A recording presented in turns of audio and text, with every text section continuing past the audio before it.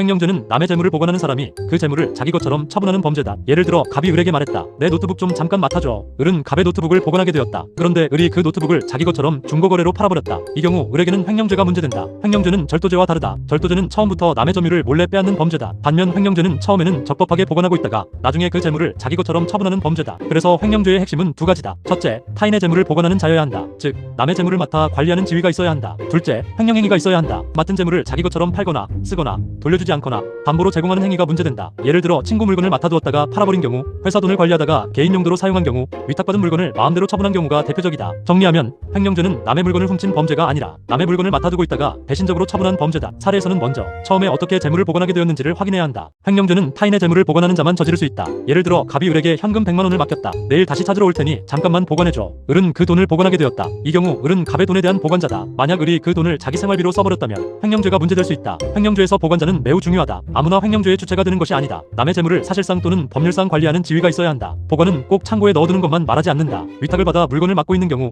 회사 돈을 관리하는 경우, 타인의 명의나 계산으로 재물을 관리하는 경우도 포함될 수 있다. 예를 들어 회계 담당자가 회사 자금을 관리하는 경우, 대리인이 의뢰인의 돈을 보관하는 경우, 임차인이 임대인의 물건을 맡아 관리하는 경우도 사안에 따라 보관자 지위가 문제된다. 반대로 애초에 남의 재물을 보관하는 지위가 없다면 횡령죄는 성립하기 어렵다. 예를 들어 갑이 을의 가방을 몰래 가져갔다면 갑은 보관자가 아니다. 그 경우는 횡령죄가 아니라 절도죄가 문제된다. 정리하면 횡령죄의 출발점은 보관자 지위다. 사례형에서는 피고인이 언제, 어떤 이유로 타인의 재물을 보관하게 되었는지부터 써야 한다. 횡령죄의 객체는 자기가 보관하고 있는 타인의 재물이다. 예를 들어 갑이 을에게 자전거를 맡겼다. 을은 그 자전거를 보관하고 있었다. 그런데 을이 자전거를 자기 것처럼 팔아버렸다. 이 경우 자전거의 소유자는 갑이다. 을은 그 자전거를 보관하고 있었을 뿐이다. 따라서 을이 처분한 것은 타인의 재물이다. 횡령죄는 자기 물건을 처분하는 범죄가 아니다. 남의 재물을 맡아두고 있다가 그 재물을 자기 것처럼 처분하는 범죄다. 그래서 소유자가 누구인지가 중요하다. 내 소유물이라면 원칙적으로 횡령죄의 객체가 되기 어렵다. 하지만 현실에서는 소유관계가 복잡한 경우가 많다. 예를 들어 공동소유물, 명의신탁, 위탁판매, 회사 자금, 조합 재산 같은 경우에는 그 재물이 누구의 소유인지가 문제된다. 또 금전의 경우도 조심해야 한다. 돈은 일반적으로 섞이면 소유권 판단이 어려워진다. 하지만 특정한 목적을 위해 맡겨진 돈이거나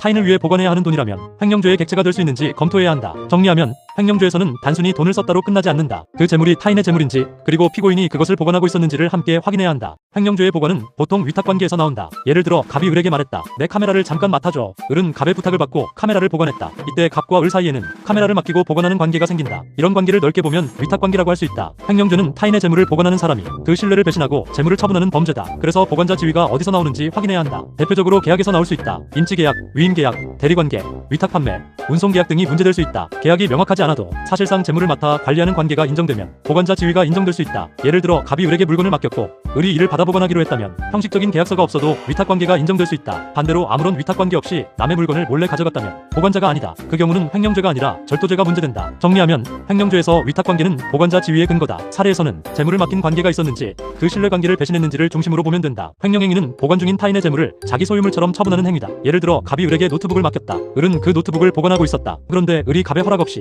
그 노트북을 중고거래로 팔아버렸다. 이 경우 을은 단순히 보관을 잘못한 것이 아니다. 남의 물건을 자기 것처럼 처분한 것이다. 이런 행위가 바로 횡령행위다. 횡령행위는 꼭 물건을 팔아야만 인정되는 것은 아니다. 남의 돈을 자기 생활비로 쓰는 경우, 위탁받은 물건을 담보로 제공하는 경우, 돌려달라는 요구를 받고도 정당한 이유 없이 반환을 거부하는 경우도 문제될 수 있다. 핵심은 보관자가 소유자의 권리를 배제하고 자기 소유물처럼 행동했는지다. 예를 들어 단순히 반환이 조금 늦어진 것만으로 바로 횡령이라고 보기는 어렵다. 하지만 처음부터 돌려줄 생각이 없거나 소유자에게 반환하지 않겠다는 의사가 명확히 드러났다면 횡령행위가 인정될 수 있다. 횡령죄는 신뢰를 배신하는 범죄다. 상대방이 믿고 맡긴 물건을 보관자가 자기 것처럼 처분할 때 성립한다. 정리하면 횡령행위는 보관 중인 남의 재물을 자기 것처럼 다루는 것이다. 사례에서는 매각, 소비, 담보 제공, 반환 거부처럼 소유자 권리를 배제하는 행동이 있었는지를 보면 된다. 횡령죄의 불법 명득 의사는 보관 중인 타인의 재물을 자기 소유물처럼 이용하거나 처분하려는 의사다. 예를 들어 갑이 을에게 현금 100만 원을 맡겼다. 을은 그 돈을 잠깐 보관해야 했다. 그런데 을이 그 돈을 자기 카드값 갚는 데 사용했다. 이 경우 을은 갑의 돈을 보관한 것이 아니라 자기 돈처럼 소비했다. 따라서 을에게는 불법 명득 의사가 인정될 수 있다. 횡령죄는 단순히 보관물을 잃어버렸다고 성립하는 범죄가 아니다. 실수로 물건을 분실한 경우라면 민사상 손해배상 문제는 될 수 있어도 바로 횡령죄가 되는 것은 아니다. 횡령죄가 되려면 보관자가 타인의 재물을 자기 소유물처럼 다루려는 의사가 있어야 한다. 예를 들어 위탁받은 물건을 팔아버리거나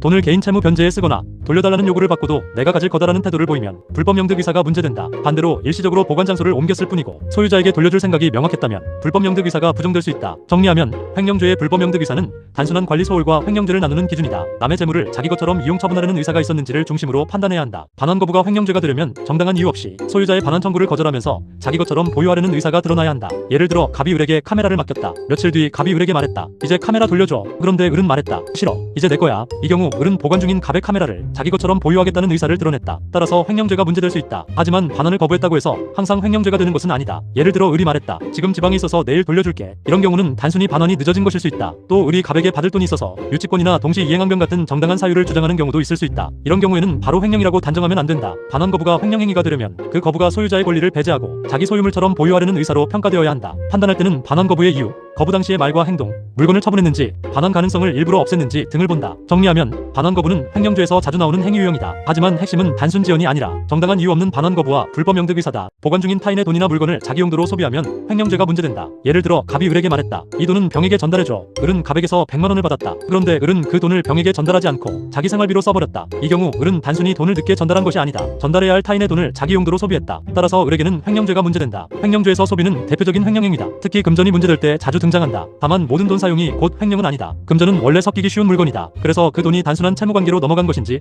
아니면 특정 목적을 위해 보관해야 하는 돈인지가 중요하다. 예를 들어 단순히 돈을 빌린 경우라면 그 돈의 소유권은 빌린 사람에게 넘어가고 빌린 사람은 같은 금액을 갚을 채무를 부담한다. 이 경우 돈을 썼다고 바로 횡령죄가 되는 것은 아니다. 반면 특정한 목적을 위해 맡긴 돈, 예를 들어 전달용 돈, 보관용 돈, 회사 공금, 위탁금이라면 그 돈을 자기 용도로 소비할 때 횡령죄가 문제될 수 있다. 정리하면 소비와 횡령죄에서는 돈의 성격을 먼저 봐야 한다. 빌린 돈인지 보관 전달해야 할 돈인지를 구별하면 된다. 보관 중인 타인의 재물을 허락 없이 담보로 제공하면 횡령죄가 문제될 수 있다. 예를 들어 갑이 을에게 명품 시계를 맡겼다. 을은 그 시계를 잠깐 보관해야 했다. 그런데 을은 돈이 급해졌다. 그래서 갑의 허락 없이 그 시계를 전당포에 맡기고 돈을 빌렸다. 이 경우 을은 시계를 팔아버린 것은 아니다. 하지만 갑의 시계를 자기 물건처럼 이용해 담보로 제공했다. 이런 경우 횡령죄가 문제될 수 있다. 횡령행위는 꼭 매각이나 소비만 의미하지 않는다. 타인의 재물을 자기 소유물처럼 이용해서 소유자의 권리를 침해하면 횡령행위가 될 수 있다. 담보 제공은 대표적인 예다. 타인의 물건에 질권을 설정하거나 타인의 재물을 담보로 돈을 빌리면 소유자는 자기 물건을 자유롭게 돌려받기 어려워질 수 있다. 즉 보관자가 소유자의 권리를 배제하고 자기 이익을 위해 재물을 이용한 것이다. 다만 모든 담보 제공이 바로 횡령은 아니다. 소유자의 승낙이 있었는지,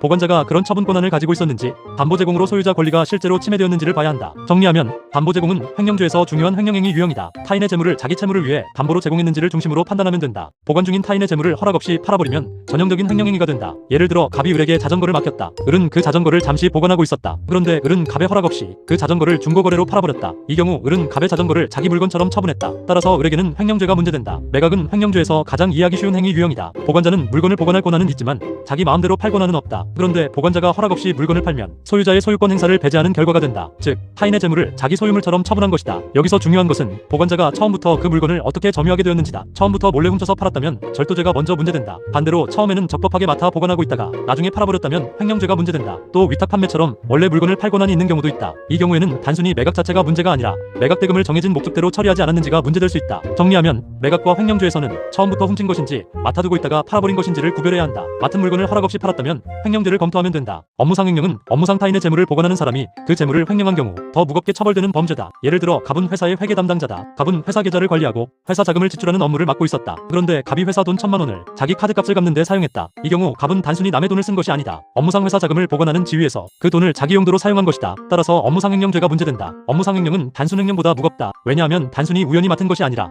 계속적 반복적인 업무로 타인의 재물을 보관하는 지위에 있기 때문이다. 그만큼 신뢰관계가 강하다. 업무상 횡령이 성립하려면 먼저 일반 횡령죄의 요건이 있어야 한다. 타인의 재물을 보관하는 자가 그 재물을 자기 것처럼 처분해야 한다. 여기에 더해 그 보관이 업무상 이루어진 것이어야 한다. 예를 들어 회사 회계 담당자, 관리소장, 금전 출납 담당자, 위탁 판매업자처럼 직무상 타인의 재물을 계속 관리하는 사람이 문제될 수 있다. 정리하면 업무상 횡령은 횡령죄의 업무상 보관자 지위가 더해진 것이다. 사례에서는 보관자 지위가 업무에서 나온 것인지를 반드시 확인해야 한다. 횡령죄는 맡아 보관 중인 재물을 처분하는 범죄이고 점유이탈물 횡령죄는 주인의 점유를 벗어난 물건을 가져가는 범죄다. 예를 들어 갑이 을에게 지갑을 맡겼다. 을은 그 지갑을 보관하고 있었다. 그런데 을이 지갑 안의 돈을 자기 용도로 써버렸다. 이 경우 을은 을에게 맡겨진 타인의 재물을 보관하다가 처분한 것이다. 따라서 횡령죄가 문제된다. 반대로 이런 경우를 보자. 갑이 길을 걷다가 바닥에 떨어진 지갑을 발견했다. 그 지갑은 누군가가 잃어버린 물건이었다. 갑은 주인을 찾아주지 않고 그 지갑을 가져가 돈을 사용했다. 이 경우 갑은 원래 그 지갑을 맡아 보관하던 사람이 아니다. 그 지갑은 주인의 점유를 이탈한 물건이다. 따라서 점유이탈물 횡령죄가 문제될 수 있다. 두 범죄의 차이는 보관관계다. 횡령죄는 피해자가 재물을 맡긴 관계, 즉 보관자 지위가 있어야 한다. 점유이탈물 횡령죄는 그런 위탁관계가 없다. 대신 유실물,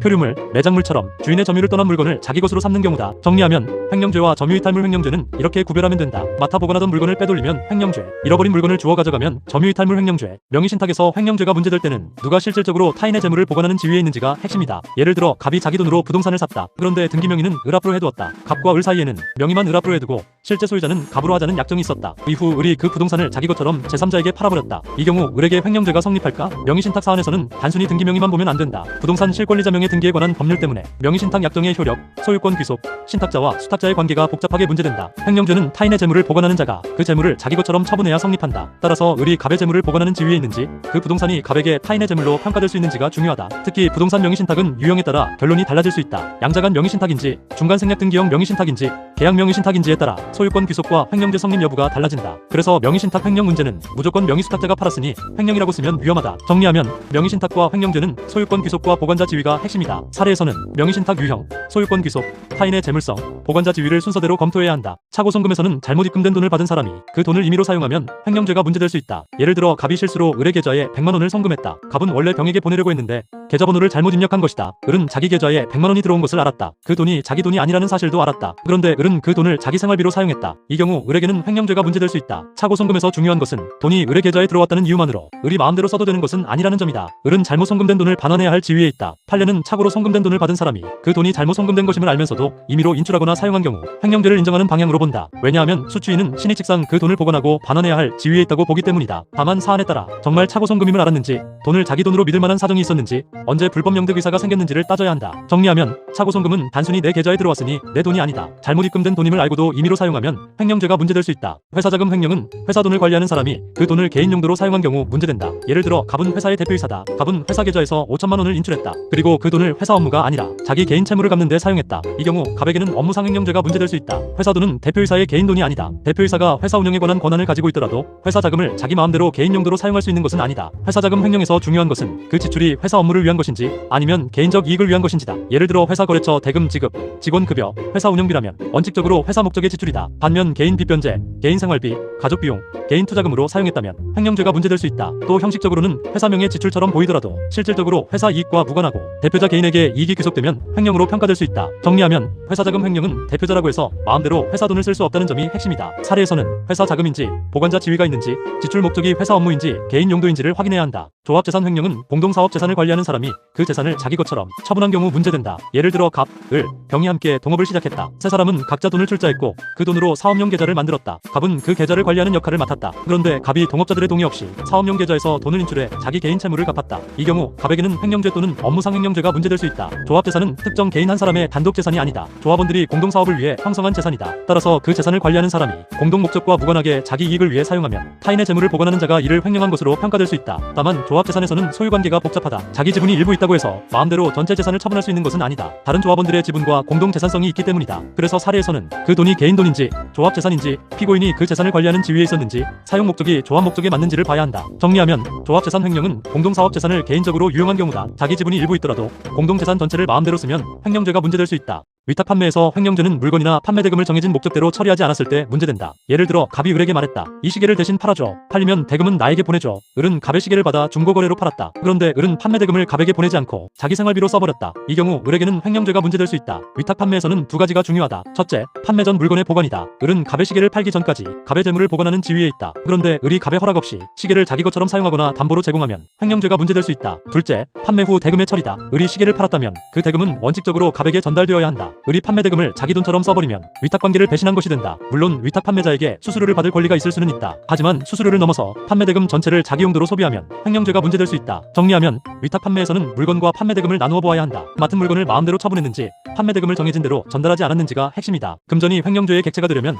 단순한 채무관계가 아니라 보관관계가 인정되어야 한다. 예를 들어 갑이 을에게 100만 원을 빌려주었다. 을은 그 돈을 자기 생활비로 사용했다. 이 경우 을이 돈을 썼다고 해서 바로 횡령죄가 되는 것은 아니다. 돈을 빌린 경우에는 보통 그 돈의 소유권이 을에게 넘어간다. 을은 같은 금액을 나중에 갚을 채무를 부담할 뿐이다. 그래서 단순 차용금 사용은 원칙적으로 횡령죄가 아니라 민사상 채무불이행이나 경우에 따라 사기죄가 문제될 수 있다. 반대로 이런 경우를 보자. 갑이 을에게 말했다. 이 100만 원은 병에게 전달해줘. 을은 그 돈을 병에게 전달하기 위해 받은 것이다. 그런데 을이 그 돈을 자기 카드값을 갚는 데 사용했다. 이 경우 을은 단순히 돈을 빌린 것이 아니다. 특정 목적을 위해 타인의 돈을 보관하고 있었던 것이다. 따라서 횡령죄가 문제될 수 있다. 금전은 섞이면 특정성이 약해진다. 그래서 형법에서는 그 돈이 단순히 빌린 돈인지, 특정 목적을 위해 보관해야 하는 돈인지, 타인을 위해 관리하는 돈인지가 중요하다. 정리하면 금전 횡령은 돈을 썼다가 문제가 핵심이 아니다. 그 돈을 자기 돈으로 받은 것인지 남을 위해 보관한 것인지를 먼저 구별해야 한다. 불법원 임급유에서는 재물을 맡긴 목적이 불법일 때 그 재물을 가져간 사람에게 횡령죄를 인정할 수 있는지가 문제된다. 예를 들어 갑이 을에게 돈을 주면서 말했다. 이 돈으로 공무원에게 뇌물을 전달해줘. 을은 돈을 받았다. 그런데 을은 그 돈을 뇌물로 전달하지 않고 자기 생활비로 써버렸다. 이 경우 을에게 횡령죄가 성립할까? 겉으로 보면 을은 갑의 돈을 맡아 보관하다가 자기 용도로 사용했다. 그래서 횡령죄처럼 보인다. 하지만 문제는 그 돈을 맡긴 목적이 불법이라는 점이다. 뇌물 전달을 위해 돈을 맡긴 것은 법이 보호해줄 만한 위탁관계라고 보기 어렵다. 불법원 임급유에서는 급여자가 스스로 불법한 목적을 위해 재물을 제공했기 때문에 그 재물을 법적으로 보호할 수 있는지 문제가 된다. 횡령죄는 타인의 재물을 보관하는 자의 배신 행위를 처벌하는 범죄다. 그런데 불법한 목적의 위탁관계까지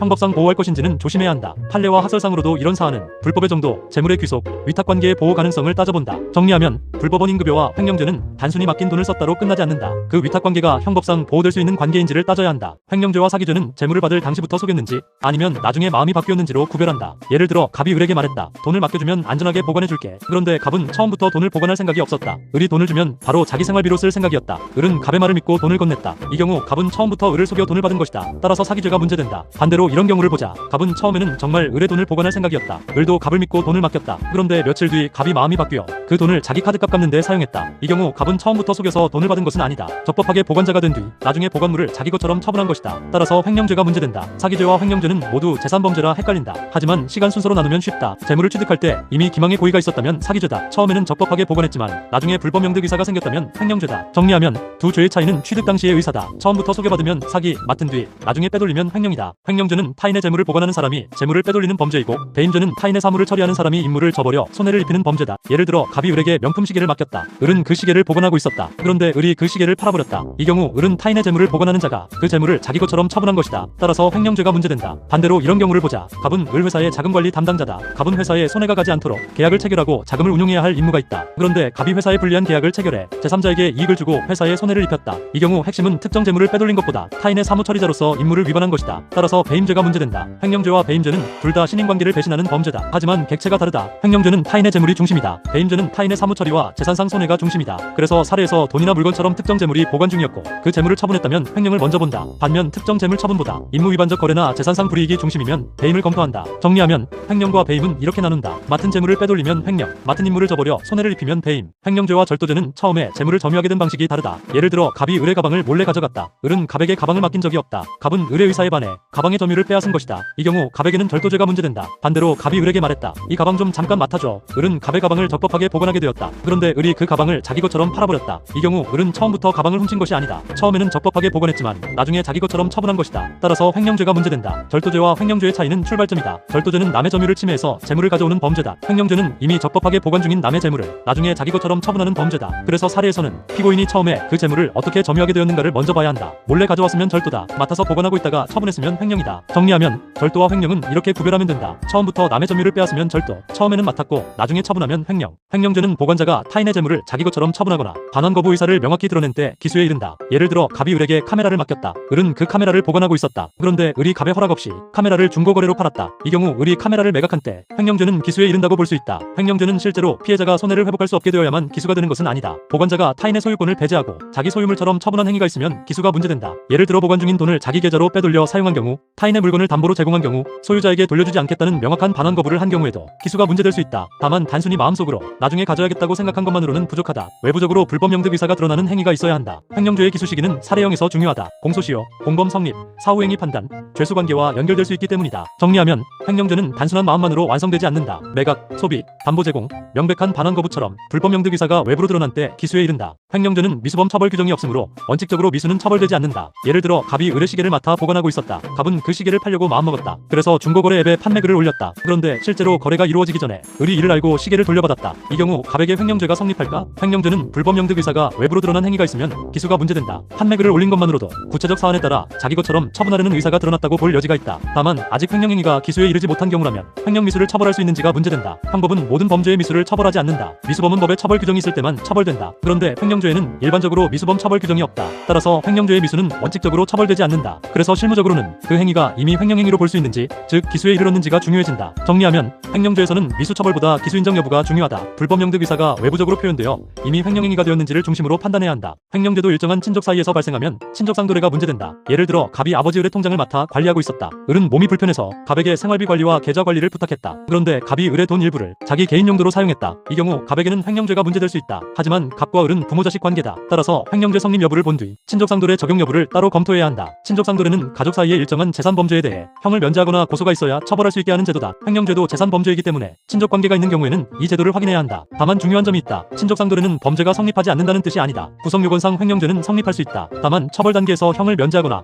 고소가 있어야 처벌할 수 있게 하는 효과가 문제되는 것이다. 그래서 답안에서는 순서가 중요하다. 먼저 보관자 지위, 타인의 재물, 횡령행위, 불법 명득 의사를 검토한다. 그 다음 피해자와 행위자 사이에 친족 관계가 있는지 본다. 정리하면 친족 사이의 횡령 사안에서는 횡령죄를 검토하고 끝내면 안 된다. 범죄 성립을 본 뒤 친족상돌의 적용 여부를 따로 검토해야 한다. 횡령죄 사례형은 보관자 지위와 불법 명득 의사를 중심으로 쓰면 된다. 예를 들어 갑이 을에게 돈을 맡겼다. 이 돈은 병에게 전달해줘. 을은 돈을 받았다. 그런데 을은 그 돈을 병에게 전달하지 않고 자기 생활비로 써버렸다. 이 경우 답안은 순서대로 쓰면 된다. 첫째, 타인의 재물인지 본다. 그 돈이 을의 돈이 아니라 갑 또는 병에게 귀속될 타인의 재물인지 검토한다. 둘째, 을이 그 재물을 보관하는 자인지 본다. 단순히 돈을 빌린 것인지 아니면 특정 목적을 위해 전달 보관해야 하는 돈인지 구별해야 한다. 셋째, 횡령행위가 있었는지 본다. 을이 돈을 자기 생활비로 쓴 것은 보관 중인 돈을 자기 소유물처럼 소비한 행위다. 넷째, 불법 명득 의사를 본다. 을이 단순히 착오로 사용한 것인지 아니면 타인의 돈을 자기 것처럼 쓰려는 의사가 있었는지 판단한다. 마지막으로 업무상 지위, 친족상돌의 죄수관계 같은 특별 쟁점을 검토한다. 정리하면 횡령죄 답안은 이렇게 쓰면 된다. 타인의 재물 보관자 지위 횡령행위 불법 명득 의사 특별 쟁점. 이 순서로 가면 사례형에서 구조가 흔들리지 않는다. 횡령죄에서 가장 많이 틀리는 부분은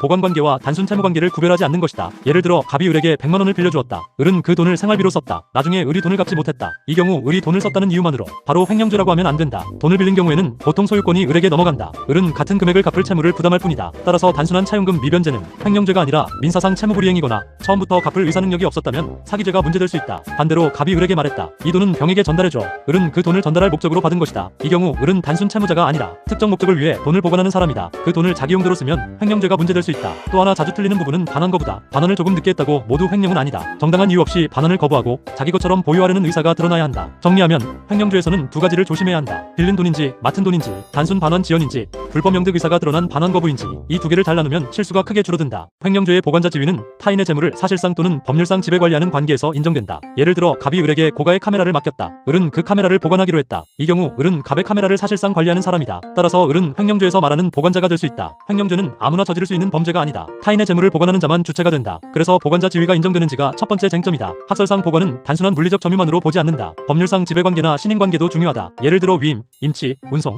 위탁 판매, 회사 자금 관리처럼 타인의 재물을 관리해야 하는 관계가 있으면 보관자 지위가 인정될 수 있다. 판례도 보관자 지위를 판단할 때 재물에 대한 사실상 지배, 법률상 관리권한, 위탁관계, 신인관계를 종합한다. 특히 금전의 경우에는 단순한 채권 채무 관계인지 특정 목적을 위해 보관하는 관계인지가 중요하다. 단순히 돈을 빌린 사람은 보관자가 아니다. 반면 전달용 돈, 위탁금, 회사 공금처럼 정해진 목적대로 관리해야 하는 돈을 받은 사람은 보관자 지위가 문제될 수 있다. 정리하면 보관자 지위는 횡령죄의 출발점이다. 타인의 재물을 신인관계에 따라 관리 지배하는 지위가 있었는지를 먼저 확인해야 한다. 횡령죄의 불법 명득 의사는 보관자가 타인의 재물을 자기 소유물처럼 이용하거나 처분하려는 의사다. 예를 들어 갑이 을에게 회사 돈 관리를 맡겼다. 을은 회사 계좌를 관리하던 중 회사 돈 500만 원을 자기 개인 카드값 변제에 사용했다. 이 경우 을은 회사 돈을 회사 목적에 맞게 사용한 것이 아니다. 회사 돈을 자기 돈처럼 사용했다. 따라서 을에게는 불법 명득 의사가 인정될 수 있다. 횡령죄에서 불법 명득 의사는 단순한 관리 소홀과 범죄를 구별하는 기준이다. 물건을 잃어버렸거나 반환이 조금 늦어졌거나 관리상 실수가 있었던 것만으로는 부족하다. 보관자가 소유자의 권리를 배제하고 자기 또는 제3자의 이익을 위해 재물을 처분하려는 의사가 있어야 한다. 학설상으로는 불법 명득 의사를 권리자, 배제 의사와 소유자처럼 이용 처분하려는 의사로 설명한다. 절도죄의 불법 명득 의사와 비슷하지만 횡령죄에서는 이미 보관자가 적법하게 점유하고 있다는 점이 다르다. 판례도 불법 명득 의사를 판단할 때 재물의 사용 목적, 사용 방식, 반환 가능성, 반환 거부의 태도, 처분 행위의 내용 등을 본다. 예를 들어 보관금을 개인 채무 변제에 사용하거나 타인의 물건을 팔거나 담보로 제공한 경우에는 불법 명득 의사가 인정되기 쉽다. 정리하면 횡령죄의 불법 명득 의사는 맡은 재물을 자기 것처럼 쓰거나 처분하려는 의사다. 사례에서는 행위자의 말보다 실제 사용 처분 행위를 중심으로 판단해야 한다. 차고 송금된 돈을 잘못 들어온 돈임을 알면서 임의로 사용하면 횡령죄가 문제될 수 있다. 예를 들어 갑이 계좌번호를 잘못 입력했다. 원래 병에게 보내려던 100만 원이 을의 계좌로 들어갔다. 을은 통장을 확인하다가 갑이 잘못 보낸 돈이라는 사실을 알게 되었다. 그런데 을은 그 돈을 돌려주지 않고 자기 생활비로 사용했다. 이 경우 을에게는 횡령죄가 문제될 수 있다. 차고 송금에서 어려운 점은 돈이 을의 계좌에 들어왔다는 점이다. 겉으로는 을의 계좌 잔액이 늘어난 것처럼 보인다. 하지만 그 돈은 을이 정당하게 취득한 돈이 아니다. 잘못 송금된 돈이므로 을은 이를 반환해야 할 지위에 있다. 판례는 차고 송금 수취인이 그 돈이 잘못 송금된 것임을 알면서도 임의로 사용한 경우 수취인에게 보관자 지위를 인정하고 횡령죄를 인정하는 방향이다. 즉 수취인은 신의칙상 잘못 송금된 돈을 보관하고 반환해야 할 의무가 있다고 보는 것이다. 다만 모든 경우가 같은 것은 아니다. 을이 정말 자기에게 지급된 돈이라고 믿을 만한 사정이 있었는지, 차고 송금 사실을 언제 알았는지, 그 후 어떤 행위를 했는지를 따져야 한다. 정리하면 차고 송금 사안에서는 횡령은 잘못 입금된 사실을 알고도 사용했는지가 핵심이다. 알고도 인출하거나 소비했다면 횡령죄가 강하게 문제된다. 명의신탁 횡령은 명의신탁 유형에 따라 타인의 재물성과 보관자 지위가 달라진다. 예를 들어 갑이 자기 돈으로 부동산을 샀다. 그런데 등기는 을 명의로 해두었다. 갑과 을은 실제 소유자는 갑이고 을은 명의만 빌려주는 것이라고 약정했다. 나중에 을이 그 부동산을 제3자에게 팔아버렸다. 이 경우 을에게 횡령죄가 성립할까? 명의신탁에서는 쉽게 결론을 내리면 안 된다. 횡령죄가 성립하려면 을이 타인의 재물을 보관하는 자여야 한다. 그런데 부동산 명의신탁은 부동산 실명법 때문에 명의신탁 약정의 효력과 소유권 귀속이 복잡하다. 유형도 나누어야 한다. 양자간 명의신탁인지 중간 생략 등기형 명의신탁인지 계약 명의신탁인지에 따라 명의수탁자가 횡령죄의 보관자가 되는지 달라질 수 있다. 판례도 명의신탁 유형별로 다르게 본다. 어떤 유형에서는 명의수탁자가 신탁자에 대한 관계에서 타인의 재물을 보관하는 자로 평가되기 어렵다고 본다. 반면 사안에 따라 신인관계와 재산 귀속을 근거로 횡령죄 성립이 문제될 수 있다. 그래서 명의신탁 횡령은 단순 공식으로 외우면 위험하다. 정리하면 명의신탁 횡령 문제는 반드시 순서대로 가야 한다. 명의신탁 유형 부동산 소유권 귀속 타인의 재물성 보관자 지위 처분행위 순서로 검토해야 한다. 회사자금 횡령은 회사 돈을 관리하는 사람이 회사 목적이 아니라 개인 목적을 위해 사용했는지가 핵심이다. 예를 들어 갑은 회사 대표이사다. 갑은 회사 계좌에서 돈을 인출했다. 그리고 그 돈을 회사 거래대금이 아니라 자기 개인 채무를 갚는 데 사용했다. 이 경우 갑에게는 업무상 횡령죄가 문제될 수 있다. 대표이사는 회사의 업무를 처리하는 사람이다. 하지만 회사 돈이 곧 대표이사의 개인 돈은 아니다. 회사는 독립된 재산 주체다. 따라서 대표이사가 회사 자금을 개인 용도로 사용하면 회사 재물을 보관하는 사람이 이를 횡령한 것으로 평가될 수 있다. 판례는 회사 자금 횡령에서 지출 목적과 회사 이익 관련성을 중요하게 본다. 그 지출이 회사 업무 수행을 위한 것인지 회사에 실질적으로 이익이 되는지 아니면 대표자 개인의 이익을 위한 것인지를 따진다. 예를 들어 회사 채무 변제, 직원 급여, 거래처 대금 지급은 회사 목적의 지출일 수 있다. 반면 개인 생활비, 개인 채무 변제, 가족 비용, 개인 투자금 사용은 횡령죄가 문제될 수 있다. 또 회계상 회사 비용으로 처리했더라도 실질적으로 회사와 무관한 개인적 지출이면 문제가 된다. 정리하면 회사 자금 횡령에서는 형식보다 실질이 중요하다. 회사 돈이 회사 목적에 쓰였는지 개인 목적에 쓰였는지를 중심으로 판단해야 한다. 금전 횡령은 그 돈이 단순히 빌린 돈인지 특정 목적을 위해 보관해야 하는 돈인지가 핵심이다. 예를 들어 갑이 을에게 100만 원을 빌려주었다. 을은 그 돈을 받아 자기 생활비로 사용했다. 나중에 을이 돈을 갚지 못했다. 이 경우 을이 돈을 썼다고 해서 바로 횡령죄가 되는 것은 아니다. 일반적인 차용관계에서는 돈의 소유권이 빌린 사람에게 넘어간다. 을은 100만 원이라는 같은 금액을 갚을 채무를 부담할 뿐이다. 따라서 단순히 빌린 돈을 사용한 것은 횡령죄가 아니다. 반대로 이런 경우를 보자. 갑이 을에게 말했다. 이 돈은 병에게 전달해줘. 을은 그 돈을 병에게 전달할 목적으로 받았다. 그런데 을이 그 돈을 자기 카드값 변제에 사용했다. 이 경우 을은 단순히 돈을 빌린 것이 아니다. 특정 목적을 위해 돈을 보관하고 있었던 것이다. 이때는 횡령죄가 문제될 수 있다. 판례도 금전 사안에서 단순 채권 채무 관계인지 특정 목적을 위한 보관 관계인지 구별한다. 특히 전달용 돈, 위탁금, 회사 공금, 보관금처럼 정해진 용도대로 사용해야 하는 돈은 횡령죄의 객체가 될 수 있다. 정리하면 금전 횡령은 돈을 썼다가 핵심이 아니다. 그 돈을 자기 돈처럼 받은 것인지 남을 위해 보관해야 하는 돈이었는지를 먼저 봐야 한다. 업무상 횡령은 업무로 타인의 재물을 보관하는 사람이 그 신뢰를 배신해 재물을 처분한 경우다. 예를 들어 갑은 회사 회계 담당자다. 갑은 회사 계좌와 현금을 관리하는 업무를 맡고 있었다. 그런데 갑이 회사 돈 2천만 원을 빼서 자기 개인 채무를 갚는 데 사용했다. 이 경우 갑에게는 업무상 횡령죄가 문제된다. 업무상 횡령은 단순 횡령보다 무겁다. 그 이유는 보관자 지위가 우연히 생긴 것이 아니라 계속적 반복적인 업무에서 생겼기 때문이다. 학설상으로는 여기서 말하는 업무가 무엇인지가 중요하다. 업무는 단순히 직업이라는 뜻만은 아니다. 사회생활상 계속적 반복적으로 수행하는 사무를 말한다. 회사 회계, 자금관리, 위탁판매, 관리소장 업무, 법인 자금 집행 등이 대표적이다. 판례도 업무상 횡령에서 그 사람이 타인의 재물을 계속적 반복적으로 관리하는 지위에 있었는지를 본다. 단순히 한 번 물건을 맡은 정도라면 일반 횡령죄가 문제될 수 있지만 직무나 업무상 계속 재물을 관리하는 사람이라면 업무상 횡령죄가 문제된다. 정리하면 업무상 횡령은 일반 횡령죄의 업무상 보관자 지위가 더해진 범죄다. 사례에서는 보관이 업무에서 나온 것인지 그 업무가 계속적 반복적인지를 확인해야 한다. 불법원 임급에서는 불법한 목적의 위탁관계를 형법상 보호할 수 있는지가 문제된다. 예를 들어 갑이 을에게 돈을 주면서 말했다. 이 돈으로 공무원 병에게 뇌물을 전달해줘. 을은 돈을 받았다. 그런데 을은 그 돈을 뇌물로 전달하지 않고 자기 생활비로 써버렸다. 이 경우 겉으로 보면 을은 갑의 돈을 맡아두었다가 임의로 소비했다. 그래서 횡령죄처럼 보일 수 있다. 하지만 문제가 있다. 돈을 맡긴 목적 자체가 뇌물 전달이라는 불법한 목적이었다. 횡령죄는 타인의 재물을 보관하는 자가 그 신뢰관계를 배신했을 때 성립한다. 그런데 법이 불법한 목적의 위탁관계까지 보호해주어야 하는지가 문제된다. 학설상으로는 크게 나뉜다. 한쪽은 재산 자체의 귀속관계를 중시해서 불법한 목적이라도 타인의 재물을 보관하고 있었다면 횡령죄를 인정할 수 있다고 본다. 다른 쪽은 불법한 위탁관계는 형법상 보호할 신인관계가 아니므로 횡령죄 성립을 부정해야 한다고 본다. 판례는 구체적인 불법원 임급여 사안에서 급여의 불법성,